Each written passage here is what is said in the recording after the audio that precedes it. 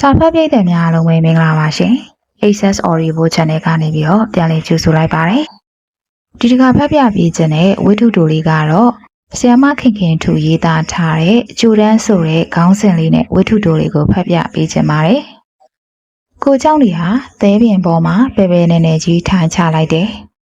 တနေကုန်တရွရွပူထားတဲ့သဲတွေဟာရေတစ်ပိုင်းဆိုနေတဲ့ကိုเจ้าလေးရဲ့ပစိုးရည်စုကိုဖောက်ပြီးတော့ပူနေသေးတယ်ဒါပေမဲ့ကိုเจ้าနေမှာပူချင်းအေးချင်းရဲ့လို့ဘာခန်းစားချက်မှရှိပုံမရဘူး။နေချင်းစပင်းလေးအုပ်နေတဲ့နေရွယ်ကြားကဆက်လိတ်တူတူကိုမင်းညှိပြီးတော့အေးဆေးဆေးဖွာလိုက်လို့ကိုเจ้าနေဖွာလိုက်တိုင်းရေကနေတက်လာတဲ့ဆက်လိတ်မီစာကိုကြည့်ရင်မနက်တုန်းကသူပြစ်လိုက်တဲ့ကွန်ချက်ကိုပြန်ပြီးတော့သတိရနေလေရဲ့။မနက်ကသူပြစ်လိုက်တဲ့ကွန်ဟာရေပြင်ပေါ်ကိုရှင်ကနေပုံကျသွားတာမှတကယ်ကိုဝိုင်းဝိုင်းဆက်ကြီးခဲသီးတွေကလည်းမငြိဘူးကွန်လည်းမထက်ဘူးဒါကိုပဲကိုเจ้าနေကသဘောကျနေတာကွန်ထဲမှာငါးပါမပါပါလေကွန်ချက်ကြအောင်ပြစ်တတ်တာကိုကငါးဖန်သမားရဲ့အရေးချင်းတစ်ခုမဟုတ်လားဒါကြောင့်လေကိုเจ้าနေတယောက်ကသူ့ကိုယ်သူအကျဉ်းနဲ့ကြီးကျဉ်နဲ့နေတာပေါ့အဲ့ဒီကွန်ချက်နဲ့ငါးပိတ်တာလောက်ရှိတဲ့ငါပတ်ကြီးတစ်ကောင်ဖမ်းမိတာတက်ကိုသူ့ကွန်ချက်ကဝိုင်းဝိုင်းဆက်ကြီးကိုသူကျဉ်နဲ့နေတာကပိုသေးတယ်ဒီထက်ကျဉ်နဲ့နေတာကသူ့ဆက်ချက်ကိုတစ်ဖက်တဲကကိုလှဆောင်မတီသေးတာဖြစ်ပါတယ်။အဲ့ဒီနေရာကိုမနေ့ကမနက်တည်းကအစောကြီးသူစပြီးတော့တွေ့ခဲ့တာပါ။မြေကန်ပါတနေရာမှာငါးရီပစုံနေအုံဖွဲ့ကျင်းဖွဲ့နေတတ်တဲ့ဂလိုင်းပေါက်ကြီးကိုသူစတွေ့တော့ကတော့တိတ်ဆိတ်ဝင်စားလာတာမဟုတ်ခဲ့ပါဘူး။သူတို့လိုကွန်သမားတွေအတွက်မြုံသမားပိုက်သမားတွေလိုငနှုတ်ပေါက်ကလေးတွေကိုငါးလောက်ဖမ်းကျင်ကြတာမှမဟုတ်ပဲ။ကွန်သမားဆိုတာကငဘက်ကြီးတွေငါကြောင်ကြီးတွေငါအုံတုံကြီးတွေကိုကိုကွန်ရဲထဲပါအောင်ဆွဲကျင်ကြတာမလားဒါမှလည်းကွန်သမားဆိုတဲ့ဂုံတိတ်ခါရှိတော့မှာပေါ့ငါစင်ရိုင်းလောက်ငါဖယ်လောက်နဲ့ကွန်သမားလှုပ်ချင်လို့မကောင်းဘူးလေတခါလောက်ဖြစ်ဖြစ်ငါကြီးငါကောင်းတလက်ဖမ်းဘူးရဘူးပါမှဒါကွန်သမားပါကိုเจ้าနေကတော့ကွန်သမားပြည်ုံတယ်မကတော့ပါဘူးကွန်ဝါတောင်ရင့်နေပြီသူ့ကိုကွန်เจ้าနေလိုတောင်ခေါ်နေကြပြီပဲဒါကြောင့်မနေ့တုန်းကတွေ့ရတဲ့ဂလိုင်းကြီးစီကိုဒီကနေ့တစ်ခေါက်ထပ်သွားခဲ့တာပေါ့မြည့်ရည်ပြင်ပေါ်မှာလေဖြူကလေးရှက်တိုက်ပြေးသွားတော့ရေကရက်ကလေးတွေကအရာထင်တဲ့ဆိုယုံကလေးတပေါပွားချလို့ပလုံးကလေးတွေတောင်စီနေလိုက်တယ်ဒါဆိုရင်ငါးကလေးတွေပစုံကလေးတွေတိုးနေတဲ့သဘော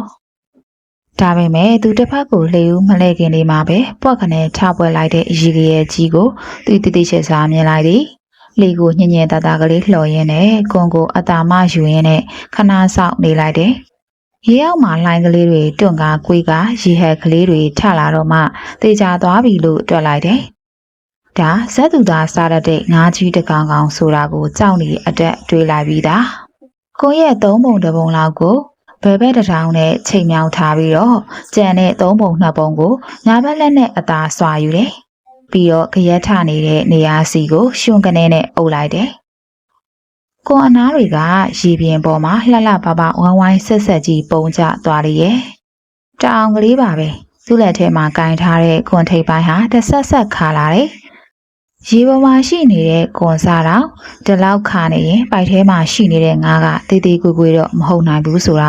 ကိုเจ้าနေရဲ့လက်ကသိတယ်။အာယုံခံစားမှုနဲ့သိပါတယ်။ထင်းတဲ့အတိုင်းပါပဲငါးပိတ်သားနီလောက်ရှိတဲ့ငပတ်ဖိုးဝေးကြီးတကောင်ကိုเจ้าနေဖမ်းမိခဲ့တာပါပိုက်ထဲမှာဖြက်ခါအောင်ယုံနေတဲ့ငပတ်ကြီးကိုမိပြီးကမှ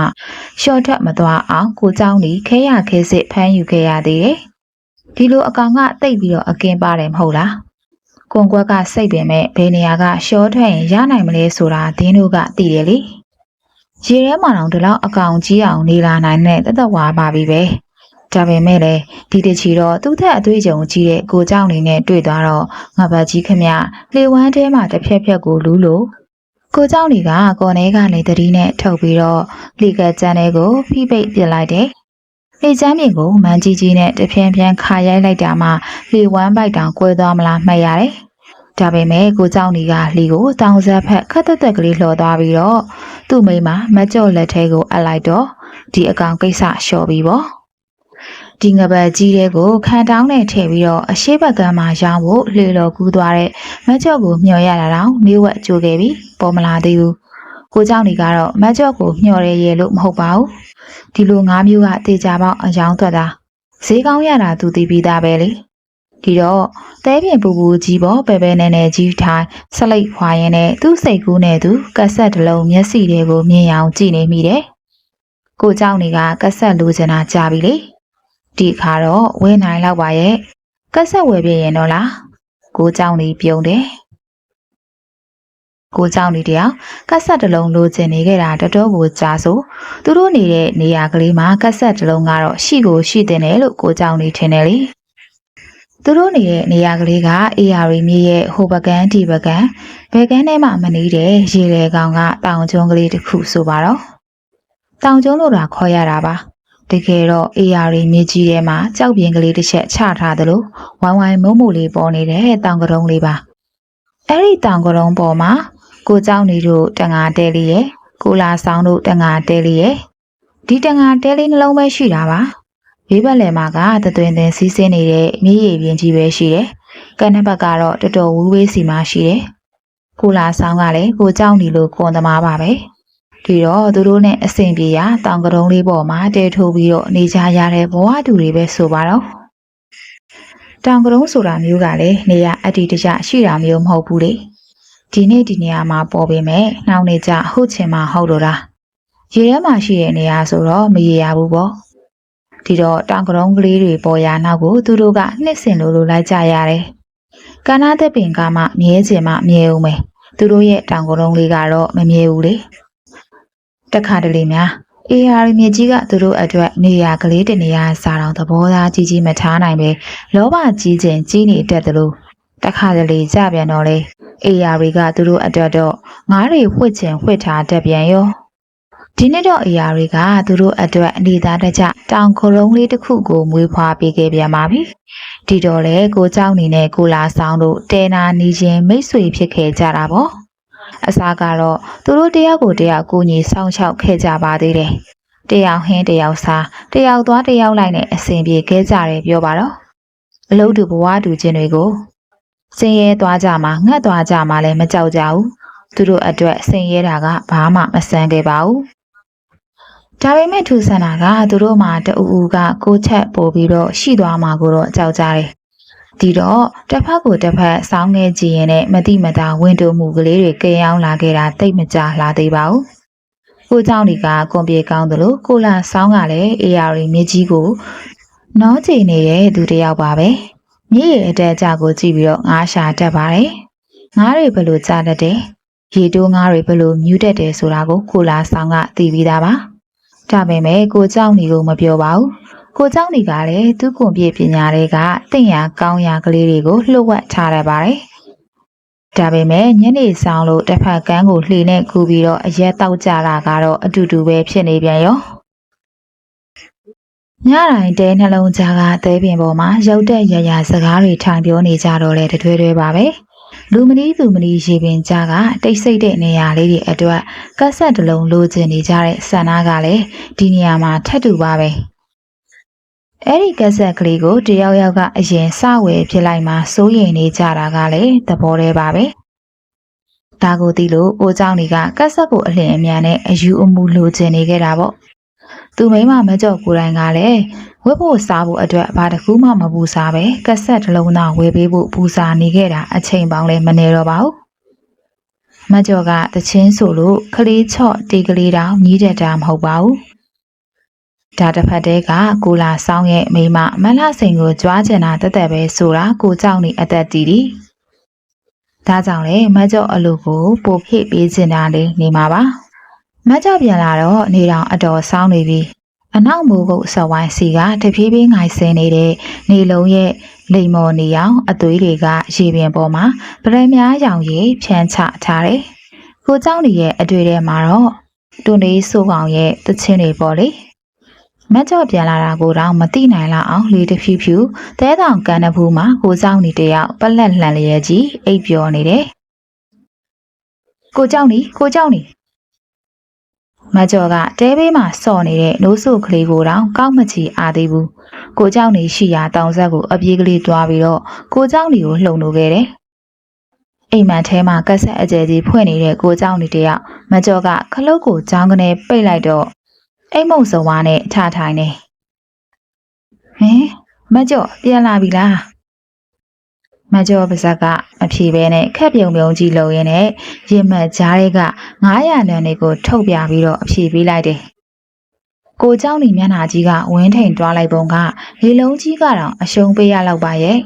ဝမ်းသာအားရနဲ့မကျော်လက်ထဲကပတ်စံတွေကိုလှမ်းယူပြီးတော့တဲတဲကိုအပြေးဝင်သွားတယ်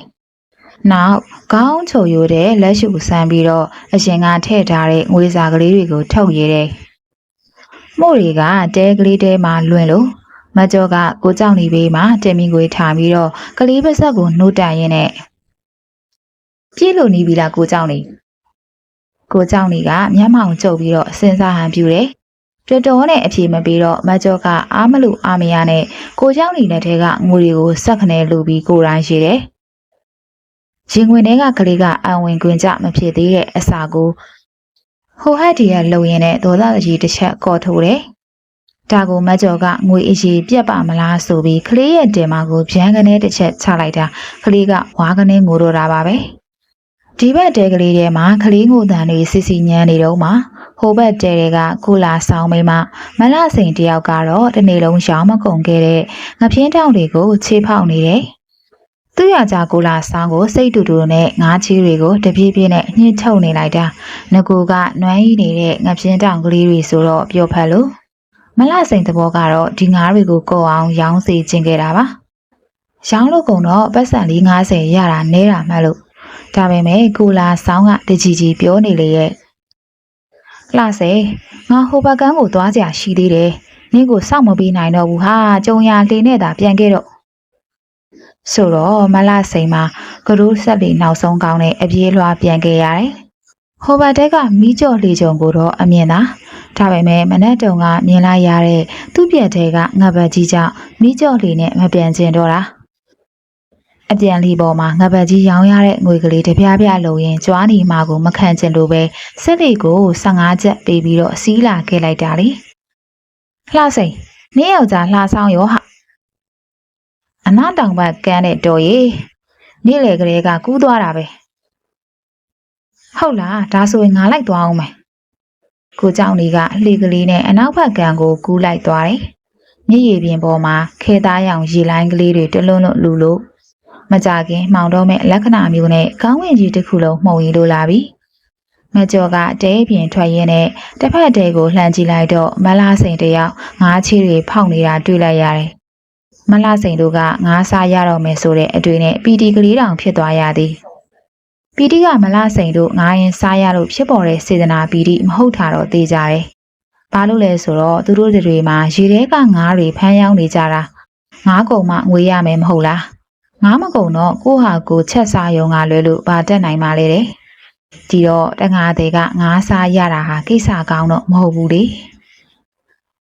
သူ့ကိုမကျော်ကလှမ်းကြည့်နေတာမြင်တော့မလားစိန်ရင်နဲ့အောင်သွားတယ်။လက်ထဲကငါးစလုံးကိုထမီးကိုအဖုံးပေါ်ခွက်ကနေပြစ်ချရင်ဟင်းအိမ်ကတေနာတော့အရင်တော့ကလိုမဟုတ်တော့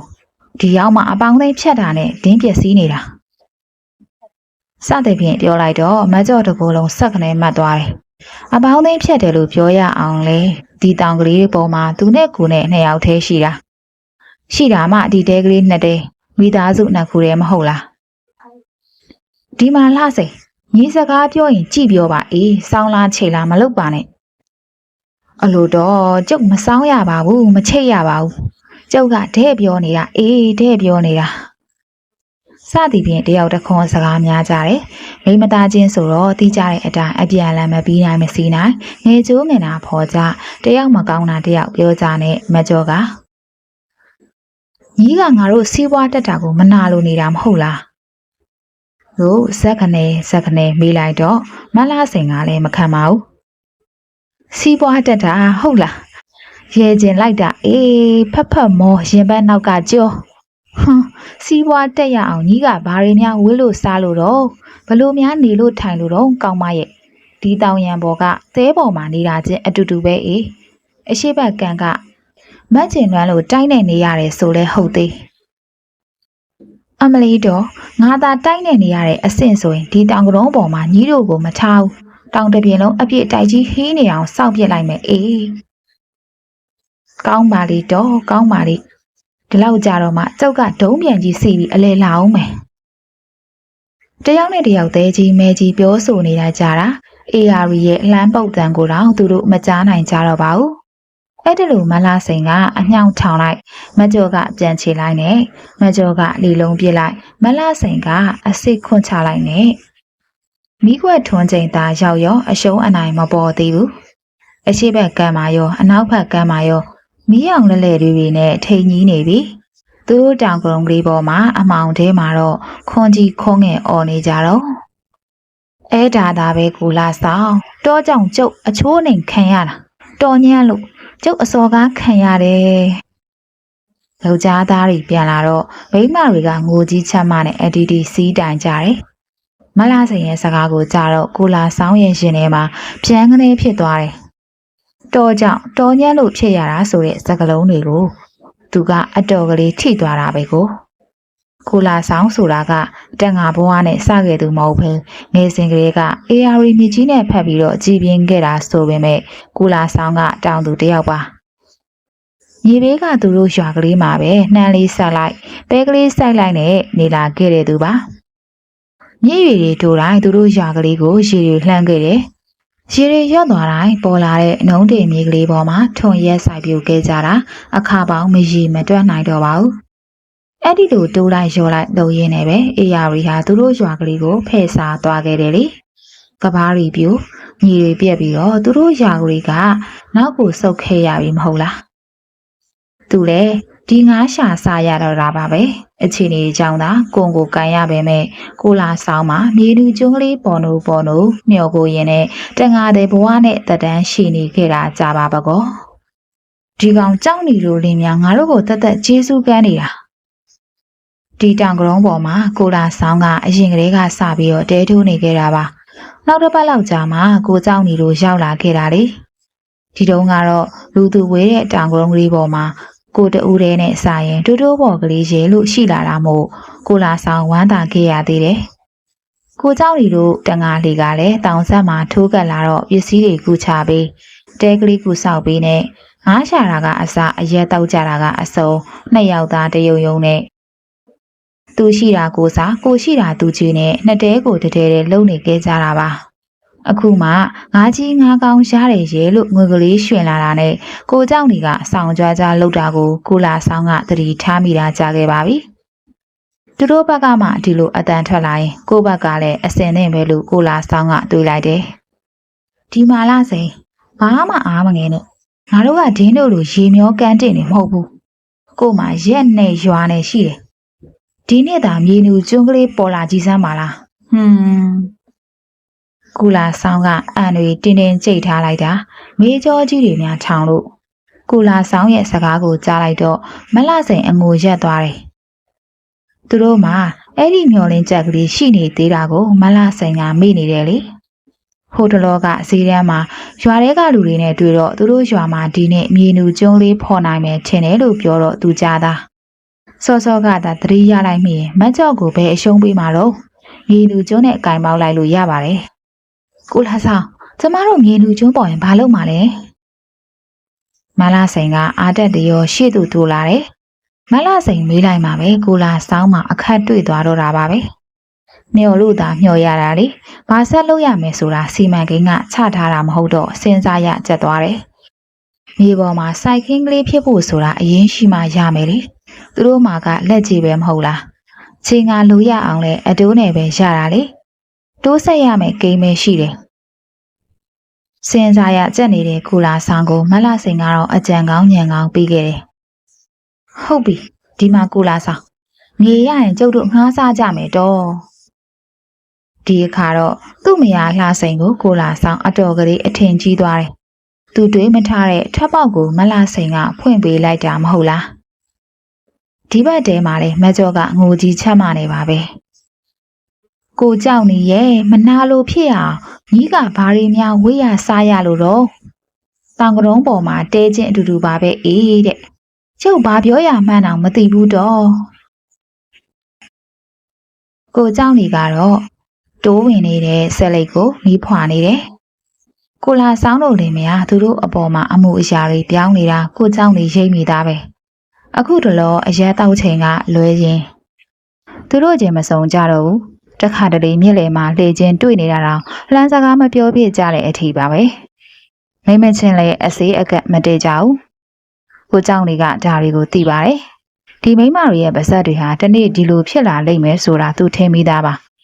ကိုเจ้าနေတွေးကောင်းတွေးနေတော့မှလက်ကိုပူကနေဖြစ်သွားတော့မှဆက်လိတ်အစီကံမှာလောင်းနေတဲ့ဆစ်လိတ်တူကိုတဲတဲလွှတ်ပစ်လိုက်တယ်ငိုမနေစမ်းပါနဲ့မကြော်ရဲ့ငါတို့ကဒင်းတို့ထက်သားပြီးသားပါဒီတစ်ခါငါတစ်ခါသာပွက်ကြည့်ကက်ဆက်တစ်လုံးသေးကြပေါက်ကိုဝယ်နိုင်ပြီဟာငွေကပြည့်လူပြည့်ခင်ဖြစ်နေလို့သာမနေ့တုန်းကတော့ငါကိုချစ်တီးဆိုင်ကိုရောက်ခဲ့သေးတယ်အပေါင်းဆုံးဆိုပေမဲ့ခက်လက်လက်ထဲကပါဗရီအိုးရဲ့တိတ်ခွေကလေးရဲ့4-5ခွေရဲ့ဝယ်မှာမလို့ငါငွေစောင့်နေတာပါဟာငွေစောင့်နေလို့ဟုတ်လားဘသူစီကငွေတုံးတော့ရဲ့ကြောင်စီစီနဲ့မကျော်ရဲ့ဥတူတူအမေကြောင့်ကိုเจ้าတွေဒေါသတွေထောင်းကနေဖြစ်သွားရတယ်ရေထဲကငါးတွေစီကဟေ့ရေထဲကငါးတွေစီကအဟုတ်ဗျာတို့ကဘသူစီကများရစရာရှိလို့တော့ဟွန်းကိုเจ้าနေလို့ခြေစလုံးအိမ်တိုင်းတငါတဲ့တယောက်ဖို့ရကဘသူစီကမှရစရာမရှိဘူးဆိုတာသူတို့အတွက်အမှန်တရားပဲမဟုတ်လားမိုးကောင်းကင်ပေါ်မှာတိမ်ညိုတွေကခက်မြက်မြန်ကြီးကိုရွေးရှားနေတယ်အယောင်ပြောက်လူစိန်နေလုံးကြီးကတော့တိမ်ညိုတွေအောက်မှာဖုံးသွားခဲ့ပြီတောင်မြေပေါ်ကသဲဝင်ကလေးတွေတောင်ဖြူလွှတ်အယောင်ကနေခဲပုတ်ရောင်မှိုင်းလို့မလာဆိုင်ကလှေကိုတောင်ဆက်မှာထိုးခဲ့ရင်းနဲ့တစ်ဖက်တည်းကိုအရင်လှမ်းကြည့်လိုက်တယ်ဒီနေ့9တန်းမှာမကျော်ဈေးလာရောင်းတာမမြင်ဘူးလေသူထင်တဲ့အတိုင်းပါပဲမကျော်ဟာတဲဘေးကတောင်ပြင်ပေါ်မှာစောင်းကြောင်နေထိုင်ပြီးတော့ဆက်လိပ်ဖွာနေလေရဲ့သူ့ကိုကြောပေးထားပေမဲ့မကျော်ရဲ့မျက်နှာမူရဘလို့ရှိနေမယ်ဆိုတာကိုမလဆိုင်ကအသက်သိနေတယ်ဒါကြောင့်လေကွက်ပြစ်ပေါ်မှာထိုင်ပြီးတော့ပိုက်ဖာနေတဲ့သူ့ယောက်ျားကိုလာဆောင်းကိုလှမ်းအောင်ပြောလိုက်တယ်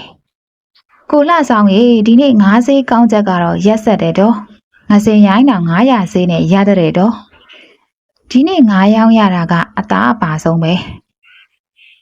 မလဆိုင်ရဲ့ခနဲတဲ့စကားကိုကြားတော့မကျော်ကိုเจ้าနေကိုပို့ပြီးတော့စိတ်တူလာတယ်အခုတော့လေရင်မိုးရိပ်ပြေးနေတာအကြောင်းပြပြီးကိုเจ้าနေငါးရှာလို့မရတာဖြစ်နေတာကြပါပကောငွေလိုပါတယ်ဆိုကမှငါးကရှာမရလိုက်တာတော့လို့မကျော်ကပါဇက်ကနေပြတောက်လို့တော့ကိုเจ้าနေကငါးကရှားသွားတာမဟုတ်ပါဘူးဟာလူတွေကလောဘကြီးလွန်းနေတာပါလောဘကြီးတော့ရသလောက်မတင်းတိမ်နိုင်ဘူးလေခါတိုင်းလည်းဒီလိုပဲရလိုက်တဲ့အခါရမရတဲ့အခါမရနဲ့မကြော်ရဆိုတော့မကြော်ကရအောင်ရှာရမှာပေါ့ရအောင်ရှာရမှာတော့လို့တကယ်အရေးတဲ့လောဘတွေမောဟတွေလုံနေသေးတယ်တော့ဒါနဲ့မနှက်ဖန်ငါးကြီးမရမချင်းတော်ပြန်ကိုမလာခဲ့နဲ့လို့အမိန်ထုတ်လိုက်တယ်တကယ်လေမိုးသာချုပ်ရောကိုเจ้าနေပေါ်မလာသေးဘူးကိုเจ้าနေကိုမျှော်ရတာလဲမကြော်မှဖြိုင်းဖြစ်နေပြီမြစ်ထဲမှာလေကိုเจ้าနေရဲ့တငါလေးကိုမှုံတော့မမြင်ရသေးဘူးမကြော်ကစိတ်ဆိုးဆိုးနဲ့တဲတဲကကွက်ပြစ်ပေါ်ဝင်ခွေနေလိုက်တယ်အမေရဲ့အဖေပြန်လာနေပြီမကြော်တကူလုံးဆက်ခနဲဖြစ်သွားပေမဲ့မထားပဲပေးအိတ်နေလိုက်တယ်အချိန်ကမိခွက်ထွန်းချိန်ရောက်နေပြီလေကိုเจ้าနေပြန်လာလို့ငါးပါလာရင်လည်းဘလို့လို့သွားရောက်တော့မလဲမကြော်ရေဟေးမကြော်လာစမ်းပါအောင်ငါးတွေကငါတယောက်တည်းမနိုင်လို့လာကူလှဲ့ပါအောင်ကိုเจ้าနေရဲ့အတန်ကလိုအပ်ထားထက်ပို့ပြီးတော့ကျဲလောင်နေတယ်တစ်ဖက်တည်းကကြာအောင်ခက်ကြွကြွကလေးမြှောက်ပြောနေတယ်ဆိုတာတသက်လုံးပေါင်းလာတဲ့လင်ရဲ့အတန်ကိုမကြော့ကကြက်မိတယ်တကယ်လေငါးတွေကတထွေးကြီးငနူတန်းတွေရောငါဖမ်းမတွေရောငါတက်လဲတို့တွေရောပြီးတော့ရှစ်ပိတ်တာထက်မနေတဲ့ငါချောင်းကြီးကတကောင်ကိုเจ้าနေရဲ့ဒါတွေရတာများစောစောပြန်ခဲ့ပါတော့လားမကြော့ရဲ့အတန်တွေတောင်တုံးနေတယ်ဒီငါးတွေကိုရောင်းလို့ရမယ့်ပတ်စံကိုသူတည်ပြီးသားခက်ဆက်ဖို့ပြည့်ရုံအပြင်ရှန်တောင်ထွက်လာအောင်မှာမဟုတ်လားဟောရီကောင်ကြီးကြောင့်ပေါ့ငါမှတနေကုန်စောင့်ဖန်နေရတာကလေးသမားဖိုးအေးကိုတောင်အကူကြီးခေါ်ရသေးမနက်ကလေးကဒီကောင်ကြီးကငါ့ကိုလှည့်စားနေတာဟာညနေဆောင်မှအုံမိတော့တယ်ကဲမဲကြော့ငါတို့ရဲ့အကုန်စီပိုင်းနဲ့ထဲ့စမ်းမနက်ကျစောစောကလေးတွားရောင်းကြတာပေါ့ဟာ ကိုเจ้าနေအတန်ကလည်းဝမ်းသာလုံးစို့နေတဲ့အတန်လုံးကြီးနဲ့မကျော်ကတဲဘေးကတက်သားစီပိုင်းတဲ့ကိုရေလှည့်ပြီးတော့ငားတွေထည့်လိုက်တယ်။အဲဒီညကပဲကိုเจ้าနေနဲ့မကျော်ကဝမ်းသာလုံးစို့ပြီးတော့ထမင်းအောင်မစားနိုင်ခဲ့ကြရှာပါဘူး။နောက်နေ့မနေ့ရောက်တော့ဟာငားတွေကိုเจ้าနေလာပါအောင်ငားတွေမရှိတော့ဘူး။ဟာ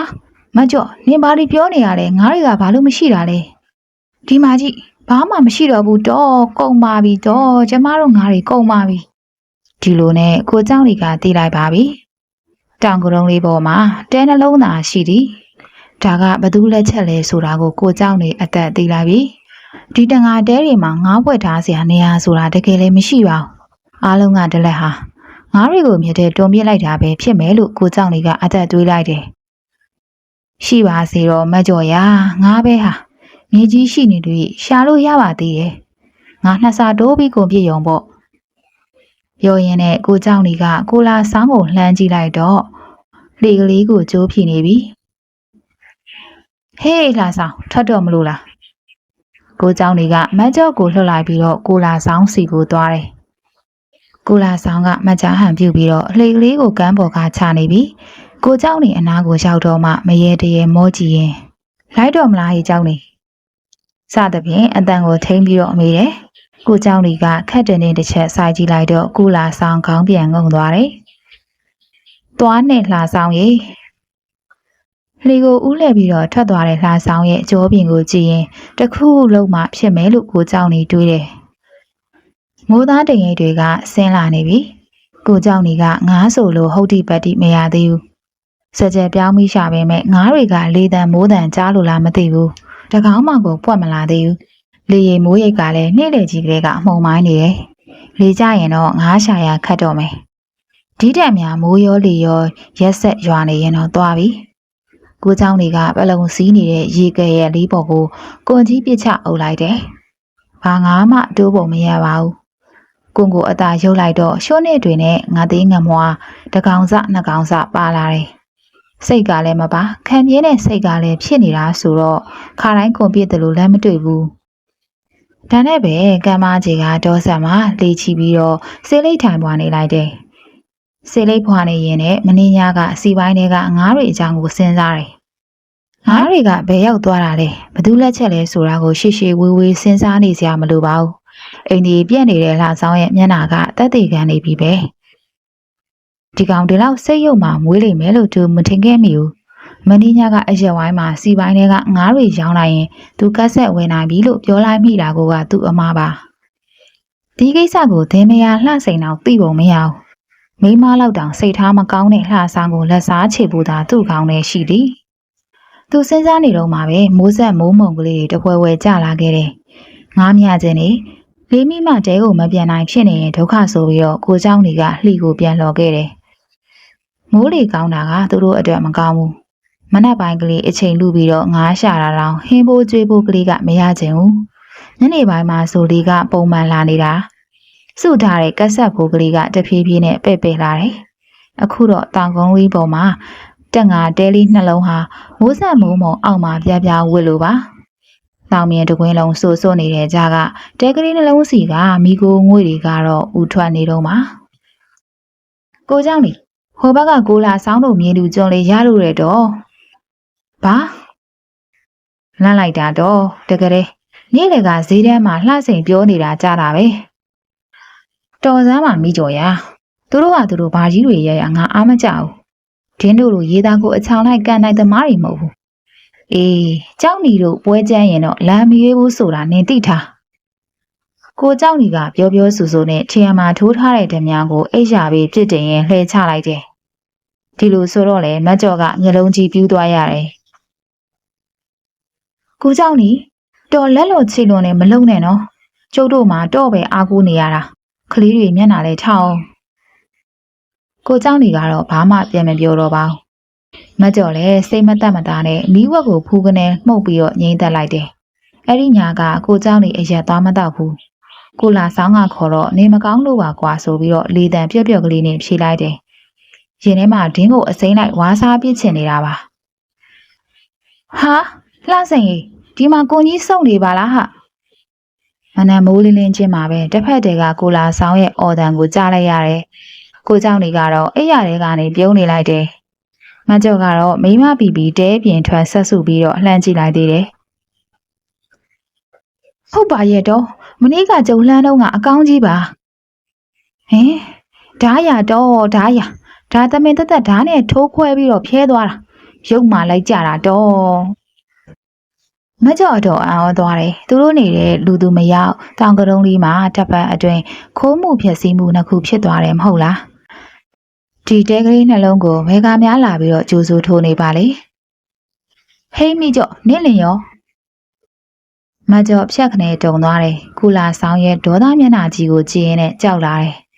ကိုเจ้าနေဟာတဲကလေးကနေပြီးတော့အေးစစ်စစ်ပဲထွက်လာခဲ့တယ်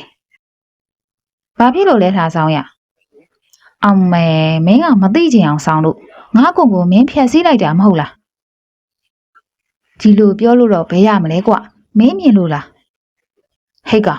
တောင်ကလေးပေါ်မှာငါတို့တဲနှလုံးမဲ့ရှိတာမင်းမဟုတ်လို့ဘသူဖြစ်ရမှာလဲကွခိုးเจ้าနေကမခန့်ပြုံပြုံးလိုက်တယ်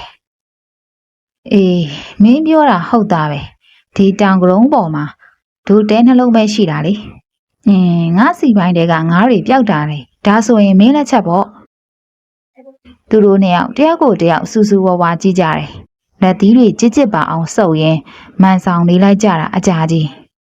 မိန်းမတွေကကိုယ့်ယောက်ျားကိုကိုဆွဲဖို့ပြင်ကြတယ်ဒါပေမဲ့သူတို့ကရန်ဆက်မဖြစ်ကြပါဘူးအခုတော့ဒီတောင်ကရုံကျင်းချင်းလေးကိုပဲနှစ်ဦးသဘောသူစီးချလိုက်ပါပြီတောင်ရဲ့ဟိုဘက်ဆုံးဒီဘက်ဆုံးရေးဆက်ဆက်မှာဝလုံးတိုင်တွေစိုက်ပြီးတော့အလေတက်တဲ့ကပလတ်စတစ်ကြိုးတန်းလိုက်တယ်ကြိုးတန်းပေါ်မှာကျွတ်ကျွတ်အိတ်ကလေးတွေချီထားတယ်လေတက်လိုက်တိုင်းတစ်ဖက်ဖက်ခါနေတဲ့ကျွတ်ကျွတ်အိတ်ကလေးတွေဟာတချို့ကစုပ်တောင်ပြေကုန်ပါပြီကိုလာဆောင်လေမြင်းလူကျွန်းတတိစားမြေ900ငွေကလေးနဲ့ကွန်အသစ်တစ်လက်ဝေလိုက်ရတယ်ကိုเจ้าနေကလည်းပဲပဲထွက်သွားတဲ့ငွေကလေးအတွက်အစားရှာမဖြည့်နိုင်သေးပါဘူးအခုထိလည်းဘယ်သူမှကတ်ဆက်တစ်လုံးမဝယ်နိုင်သေးပါဘူးအဝေးကနေလှမ်းကြည့်လိုက်ရင်တောင်ကရုံးလေးပေါ်မှာတဲနှလုံးအပြင်ကျွတ်ကျွတ်အိတ်ဂျိုဒန်ကလေးကိုပါမြင်ကြရမှာပါကလေးတွေကတော့ဘာနားလေမှာတော့ဂျိုဒန်ကိုကစားစရာအောင်းမိပြီးတော့ကျွတ်ကျွတ်အိတ်တွေကိုတဖြန်းဖြန်းနဲ့ရိုက်စို့နေကြလေရဲ့မိန်းမတွေကတော့တယောက်ကအရှိဘက်ငားသွားရောင်းရင်တယောက်ကအနောက်ဘက်ကန်းကိုငားသွားရောင်းနေကြပြီကိုเจ้าနေနဲ့ကိုလာဆောင်ကတော့သူတို့တောင်ကုန်းလေးပေါ်မှာနောက်ထပ်ဘလို့အမှုမျိုးဖြစ်လာအောင်လဲဆိုတာစောင့်ကြည့်နေကြတော့ခါတိုင်းအရက်တောက်ထွက်ရင်တွဲတောက်နေကြလူနှစ်ယောက်ကတကွဲတပြားစီဖြစ်ကုန်တော့လူတွေကဘလို့ဖြစ်ကြတာလဲပေါ့ဒီတော့သူတို့အဖြေတွေကစီးပွားပြိုင်ကြတာပေါ့ဗျာတဲ့မသေးကြမရရတဲ့မြင့်လေကျွန်းတောင်ကရုံးလေးပေါ်မှာစုပ်တီးစုပ်ချတဲကလေးနှလုံးနဲ့နေကြသူတွေကစီးပွားပြန်ကြတာလေဆိုတော့လူတွေကရေကြတယ်ပြိုင်ကျင်လို့သာပြိုင်နေကြတာပါလက်ထဲကွန်တလက်စီရှိနေကြပေမဲ့ရေတွေကငားတွေကလည်းတေးကြတာမဟုတ်ပါဘူးသူတို့နေတဲ့တောင်ကရုံးလေးကလည်းမြေရီမတိုးခင်သာတေးကြတာလေပြီးတော့အေယာရီမြေကြီးကိုယ်တိုင်ကရောတေးကြရဲ့လားပလတ်စတစ်ဂျိုးစီပိုင်းထားတဲ့တဲကလေးနှလုံးစီကတွန်လေးဆိုးအောင်တချင်းတန်ကလည်းခုရိမကြားရသေးပါဘူး